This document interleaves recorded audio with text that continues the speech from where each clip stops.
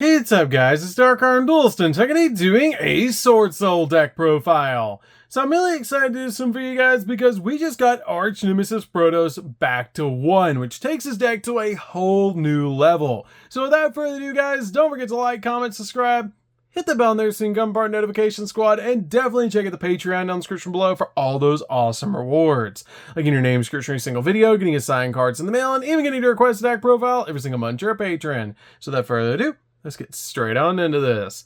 So first off, we're going to be playing 3 copies of Swordsoul Moyi. This card is definitely a 3-of in the build and is our best starter in the entire deck. Is if this card is normal or special summon, you reveal a Swordsoul card or a worm monster in the hand to be able to special summon out a Swordsoul token that is a worm, tuner, water, level 4, 0 attack, and 0 defense. But while you control a Swordsoul token, you can only special summon synchro monsters from the extra deck.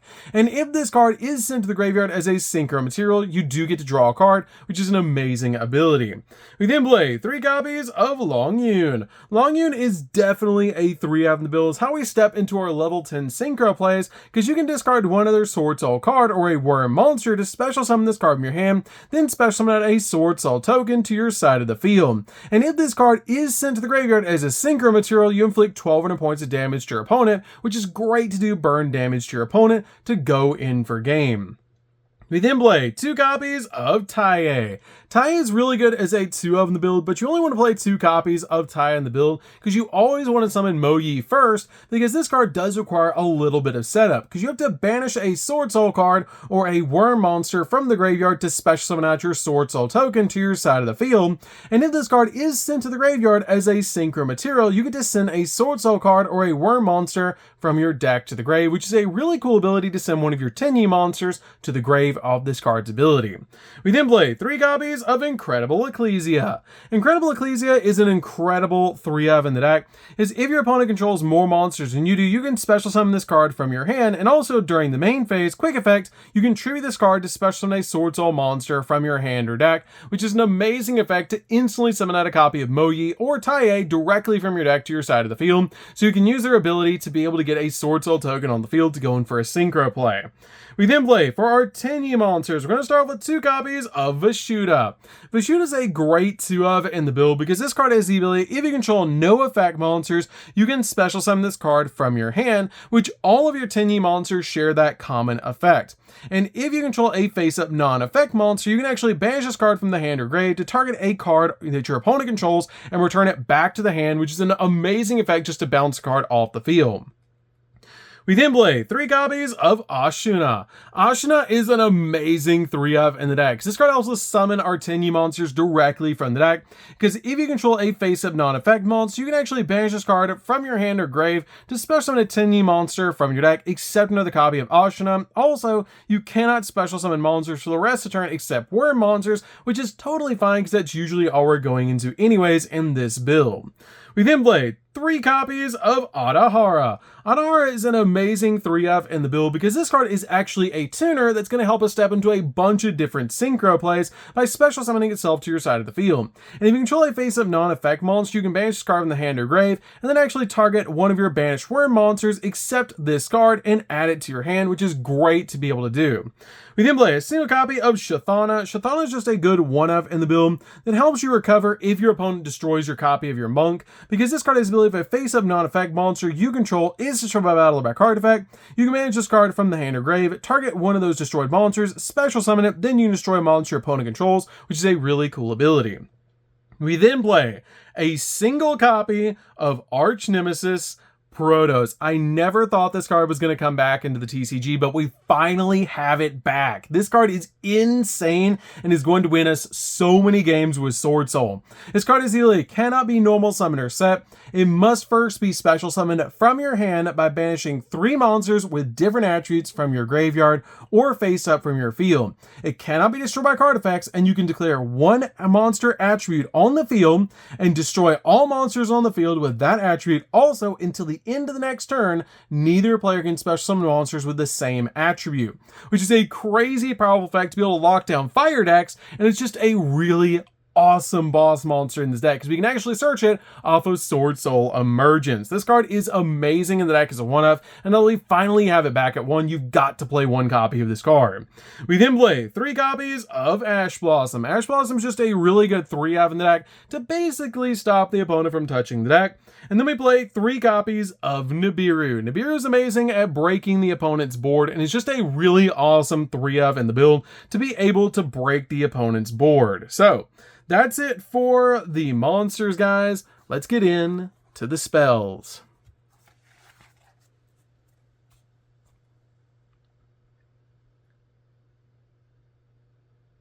So for the spells, we're going to start with a single copy of Swordsoul Sacred Summit.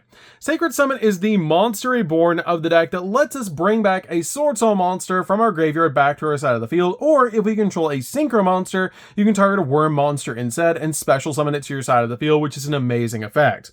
We then play 2 copies of Heavenly Dragon Circle. This card is really good 2-of in the build, and I absolutely love it, but I feel like 2 is really all you need. You get to tribute a worm monster to add a worm monster from your deck to your hand, or if you treated a non-effect monster to activate this effect, you can special summon it instead, but negate its effects. This card helps you dodge cards like Infinite Impermanence and Effect Failure that target your monster by tributing it and getting it out of the way so that it doesn't resolve, which is amazing to be able to do, so our cards resolve and our opponents don't. This card also has the ability during your main phase, if you control a face-up non-effect monster, you can banish this card from the grave to add a 10e card from your deck to your hand, but you can only use one of this card's effect per turn and only once that turn. We then play 3 copies of Swordsoul Emergence. Emergence is definitely a 3-of in the build because this card is actually a Rhoda for the deck that lets us add a Swordsoul monster from our deck to our hand, or if you control a synchro monster, you can add a worm monster instead. Meaning we can actually search Arch Nemesis Protos directly from our deck to our hand if we control a synchro monster, which is insane because just by normal summoning out a copy of Moyi, we're going to get a synchro monster on the field. So this card is an amazing card in the deck, and while we really only need a single copy of Protos, and even when Protos was at 3, I only ever played 1 anyways, so it's insane to be able to see that card back and searchable off of Emergence. This card also has the ability if this card is banished, you get to target a Swordsoul monster or a worm monster you control and increase or decrease its level by 1 until the end of the turn, which can help you climb to different synchro plays. We then also play 3 copies of Pot of Desires. Pot of Desires is amazing in the deck and is just a really awesome 3-of, especially with our copy of Supreme Sovereign. It makes Supreme Sovereign huge, and everything that we want in this deck we play at 3, or we can search it before we activate this card. So this card is amazing to help us dig into the deck for the exact cards that we need. So that's it for the spells, guys. Let's get in to the traps.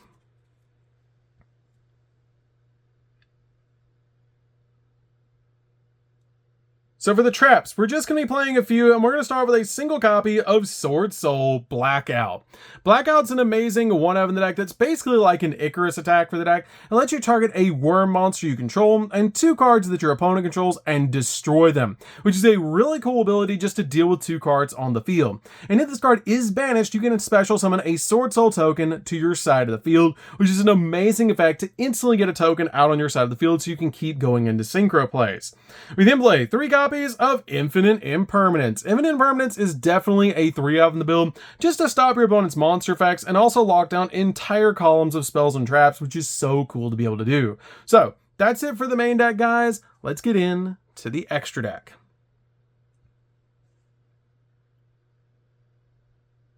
So for the extra deck, guys, we're going to start off with 2 copies of Grandmaster.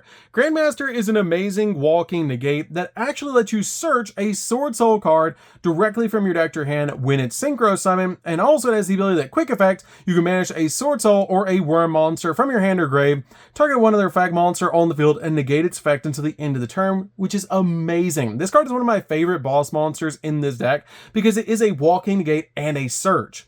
We then play a single copy of the Supreme Sovereign. Supreme Sovereign is an amazing boss monster. This card has the ability for each banished card, this card gains 100 attack and defense, and monsters that your opponent control lose 100 attack and defense, which is a really cool ability, especially when you combine it with cards like Pot of Desires.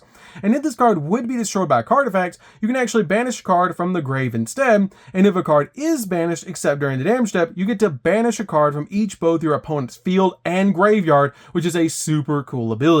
This card is amazing when you combine it excited with cards like Swordsoul Blackout because you get a double pop and you get a banish from your opponent's field and graveyard off of Blackout while also saving this card so we don't even lose a card off of Blackout, which is so cool. We then play a single copy of Sinister Sovereign. Sinister Sovereign just does a lot of burn damage to the opponent, because if you synchro summon another worm monster while this card is on the field, you get to draw a card, but if your opponent special summons a monster, you can actually banish one of those monsters, and if you do, inflict 1200 points of damage to your opponent. And also when your opponent activates a spell or trap card or effect, quick effect, banish it, and if you do, inflict 1200 points of damage to your opponent. And you can only use each effect of this card once per turn, so this card can do a total of about 2400 points of burn damage, plus Longyun will do an additional 1200 when you synchro into this card, meaning you can do 3600 points of damage off this card and a Longyun, which is insane. You're already halfway there to winning a game. We then play a single copy of Psychic End Punisher. Psychic End Punisher is really good in this deck because your opponent's going to lose a lot of life points off of Sinister Sovereign and Longyun, so I love playing this card as a one-of just to surprise the opponent by making this card and going in for game.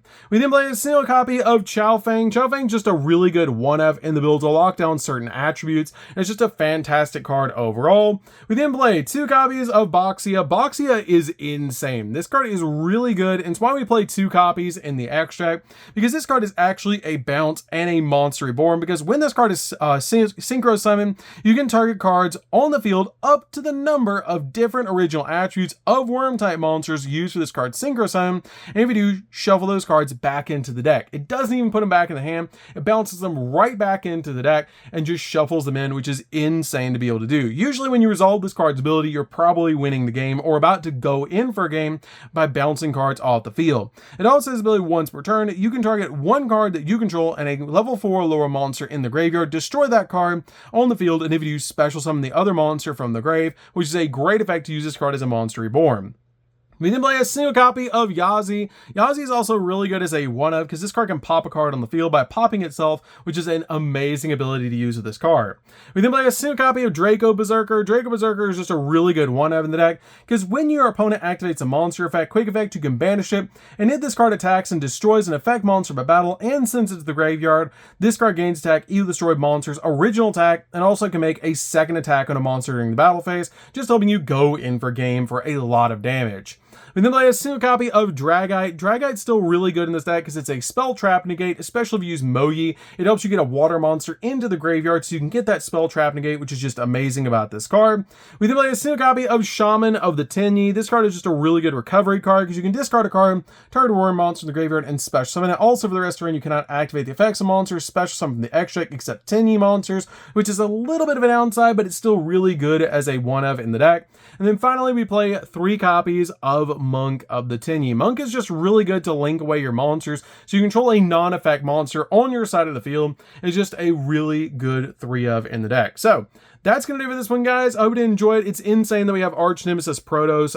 That is just completely crazy that we have that card back at 1 in the TCG, because it is an insane card to be able to summon out in this deck, especially with how consistent Swordsoul is. So that's gonna do for this one, guys. Don't forget to like, comment, subscribe, hit the bell in there so you can become part of the notification squad. We'll see you guys in the next video. See you later, guys.